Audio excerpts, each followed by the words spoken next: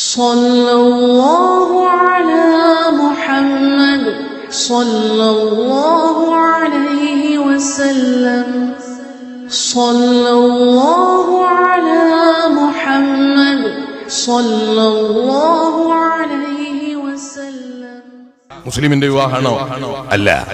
ഇതുപോലെ ഇപ്പൊ ചില ചെറുപ്പക്കാർ മുസ്ലിം ചെറുപ്പക്കാർ വിവാഹത്തിന്റെ മേഖലയിലേക്ക് കടന്നു വരികയാണ്. എങ്ങനെയാണെന്ന് അറിയാം? പെണ്ണ് കാണാൻ പോകുമ്പോ തന്നെ അവളെ കഴുത്തിൽ മാലയിട്ട് കൊടുക്കണം. അന്യ പെണ്ണാണ്. വലിയാരെ, ഞാൻ കെട്ടാൻ പോകുന്ന പെണ്ണ് പിന്നെ ഏത് പെണ്ണാ? അതെന്റെ പെണ്ണല്ലേ. നീ കെട്ടാൻ പോകുന്നു നീ നാവ് കൊണ്ട് പറഞ്ഞാൽ കെട്ടാൻ പോകലാവോ? മംഗലാപുരത്ത് ഞാൻ പോയിട്ടുണ്ട് ഒരു കല്യാണ വീട്ടില്.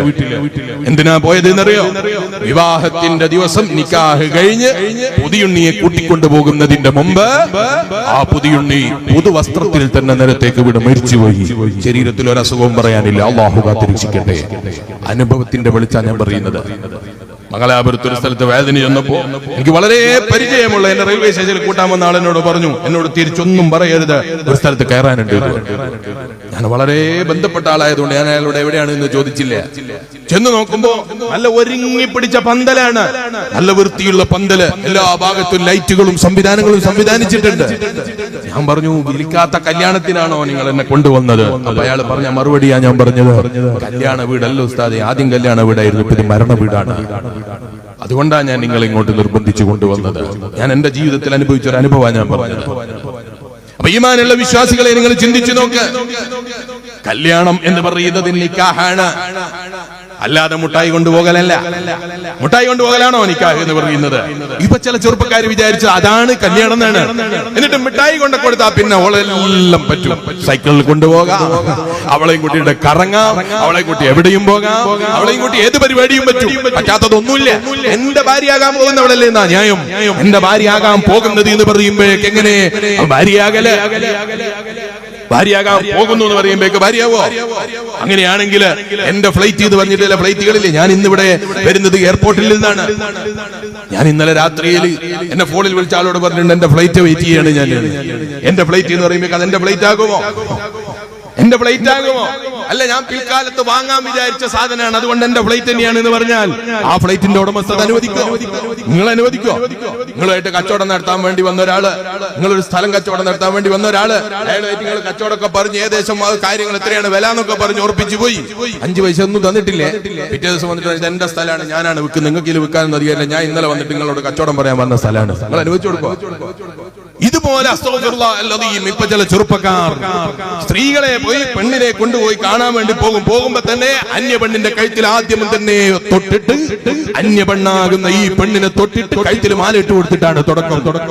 അതുപോലെ ഇവളെ വായിലേക്ക് കേക്ക് മുറിച്ചു വെച്ചിട്ട് ഈ അന്യ പുരുഷൻ വെച്ചു കൊടുക്കുകയാണ്. എന്നിട്ട് ബാപ്പ കൈമുട്ടിയാണ് ഇതിനെ. അതുപോലെ കുടുംബങ്ങൾ കൈമുട്ടിയാണ്. നമ്മുടെ കൂത്തുപറമ്പ് ഭാഗങ്ങളിലും ഈ മാനന്തേരിയിലൊന്നും ഇല്ലാന്നാണ് ഞാൻ മനസ്സിലാക്കുന്നത്. അല്ലാഹുവിനോട് ധിക്കാരം ചെയ്യുന്ന ചില ബാപ്പമാർ, അവർക്ക് തലാഖ് സംഭവിച്ചില്ലെങ്കിൽ, ജീവിതത്തിൽ ടെൻഷൻ ഉണ്ടായിട്ടില്ലെങ്കിലല്ലേ പറയേണ്ടത്. നിങ്ങൾ ആലോചിച്ചു നോക്ക്. റബ്ബിനോട് ധിക്കാരം കാണിക്കുകയാണ്. എങ്ങനെയെന്നറിയോ? അന്യ പെണ്ണാണ് എന്നറിയാം. കാണുന്നത് ഈ സ്റ്റാറ്റസ് വെച്ചാ കാണുന്നത് സ്വന്തം ആങ്ങളല്ല, കാണുന്നത് അതുപോലുള്ള കാണാനും തൊടാനും പറ്റുന്നവരല്ല. നാട്ടുകാരായ മുഴുവൻ ആളുകളും എന്റെ മോളെ കാണട്ടെ എന്ന് വിചാരിച്ചിട്ട് സ്റ്റാറ്റസ് വെച്ചിട്ട് അതിന്റെ അടിയിൽ സ്വന്തം ബാപ്പ എഴുതി കൊടുക്കുകയാണ്, ബാറക്കല്ലാഹു ലക്കുമാ, പടച്ചോനെ ഞാൻ എന്റെ മോളെ ഇങ്ങനെയൊക്കെ നടത്തും, എനിക്ക് വലിയ സന്തോഷവും ബഹുമാനമൊക്കെ ഉണ്ടെങ്കിൽ എന്റെ മോക്കങ്ങ് ബർക്കത്ത് ചെയ്ത് കൊടുക്കുക എഴുതി വെക്കുന്ന ചില ബാപ്പമാർ. എന്നിട്ടോ കംപ്ലൈന്റ് തലാഖ് അധികരിക്കുന്നു. കുടുംബ ജീവിതം എന്ന് പറഞ്ഞാൽ അത് ചാരിത്ര ശുദ്ധിയോടെ കൊണ്ടു നടക്കേണ്ട ഇസ്ലാമിലെ ഒരു കർമാണ്. ഓ എന്റെ ചെറുപ്പക്കാരാ, ഏതെങ്കിലും ആളുകൾ കാണിക്കുന്നത് പോലെയുള്ള വിവാഹമാണോ ഇസ്ലാമിലെ വിവാഹം എന്ന് പറയുന്നത്? ഇതുപോലെ ഇംഗ്ലീഷുകാരൻ കാണിച്ചെന്ന വിവാഹമാണോ നീ ഉദ്ദേശിച്ചത്? അതിനെന്തിനാണോ നീ സയ്യിദന്മാരെ ക്ഷണിച്ചത്? അതിനെന്തിനാണോ നീ ആലിമീങ്ങളെ ക്ഷണിച്ചത്? അതിനെന്തിനാണോ പള്ളിയിലെ ഖതീബിനെ വിളിച്ചത്? അതിനെന്തിനാണ് ഉസ്താദുമാരെ ക്ഷണിച്ചു വരുത്തിയത്? അവരെ വഷളാക്കാനാണോ? ഇംഗ്ലീഷുകാരന്റെ നിക്കാഹിന് തങ്ങൾ ആവശ്യമില്ല, ഇംഗ്ലീഷുകാരന്റെ നിക്കാഹിന് മൊയ്ലിയാർ ആവശ്യമില്ല. എന്റെ മകളെ ഞാൻ നിനക്ക് ഇണയാക്കി കൂട്ടിച്ചേർത്ത് തന്നു. ഖാദിയാരെ കൊണ്ടല്ലെങ്കിൽ നമ്മളെ സയ്യിദിനെ കൊണ്ട്, നമ്മളെ ഉസ്താദിനെ കൊണ്ട് പറയിപ്പിക്കാറില്ലേ? അത് ഇസ്ലാമികമായി നടക്കുന്ന നിക്കാണ്, അല്ലാതെ ഇംഗ്ലീഷുകാരന്റെ നിക്കാഹല്ല. ഇംഗ്ലീഷുകാരന്റെ നിക്കാഹ് ഞാൻ നേരത്തെ പറഞ്ഞില്ലേ, 4 മക്കളായിട്ടും ഇതുവരെ വിവാഹം കഴിക്കാൻ തന്നെ തീരുമാനിച്ചിട്ടില്ല.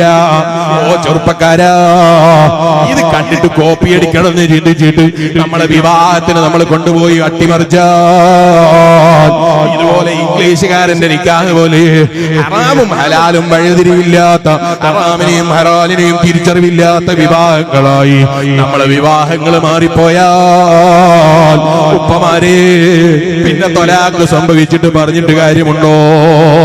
തൊലാക്ക് എന്ന് പറഞ്ഞാൽ അന്നയല്ലേ ഇവർക്ക് തമ്മിൽ മദീഹൃദയത്തെ ബന്ധിപ്പിച്ചു കൊടുക്കേണ്ടത്.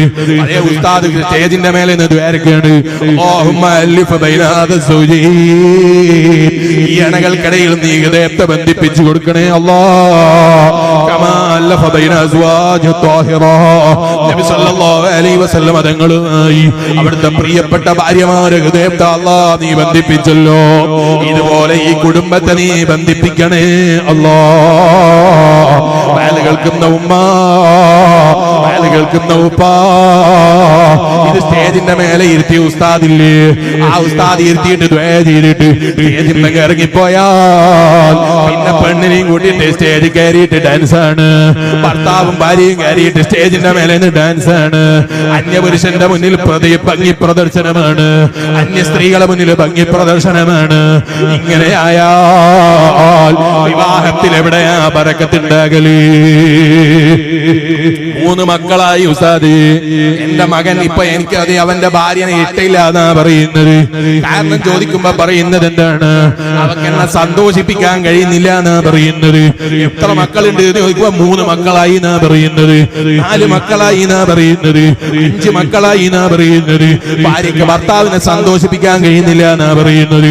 ഭാര്യ പറയുന്നതോ ഭർത്താവിനെ സന്തോഷിപ്പിക്കുന്നില്ല എന്നാണ്. മക്കൾക്ക് കുറവ് പറയാനില്ല. എവിടെയാ തകരാറ് പറ്റിയത് എന്നറിയോ? റബ്ബാണ് ഹൃദയത്തെ ബന്ധിപ്പിക്കേണ്ടത് എന്നുള്ള ചിന്ത, എന്റെ റബ്ബാണ് എന്റെ ഹൃദയത്തെ ബന്ധിപ്പിക്കേണ്ടത് എന്നുള്ള ചിന്ത, അത് മറന്നുപോയി. ആരോഗ്യമുള്ള സമയം, സാമ്പത്തികമായി അല്പം പുരോഗതി, ഇങ്ങനൊക്കെ ചെറിയ നിയമത്തുകൾ കിട്ടിയപ്പോ അല്ലാഹനെ മറന്നുപോയി,